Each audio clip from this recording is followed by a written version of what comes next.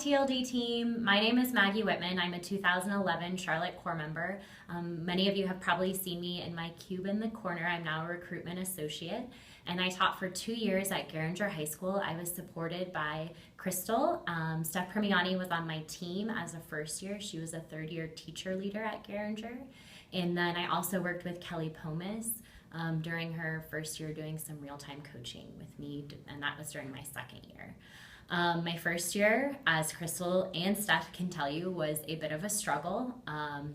Especially when I talk to my prospects now, in terms of being frank about the challenges, talking about how it's a year for a reason. You're not going to become a master teacher in 2 weeks or 6 weeks or a semester. It takes much, much longer than that.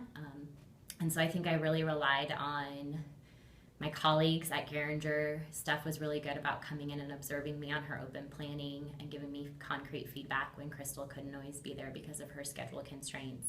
RC Hyatt, another alum, came in and checked on me multiple times a week during planning to make sure that I had resources that I needed if I needed to discuss a problem, think about solutions, think about ways that things could go better. I also had really supportive roommates that were willing to have an open ear. I would never consider myself to be a really, really strong retention risk. I never considered not coming back after Christmas break, but I definitely did work with Corps members at my school that were retention risks, and ultimately I did work with a Corps member who did not return, and that was really difficult, not just for her students, but for our entire team. That was really detrimental, and detrimental to our student performance as well, I think.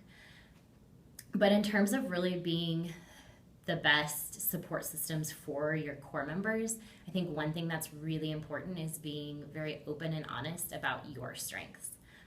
Telling your Corps members what you're really good at can really help them to think about the areas of their classroom that need work, and if you can leverage your strengths to support that.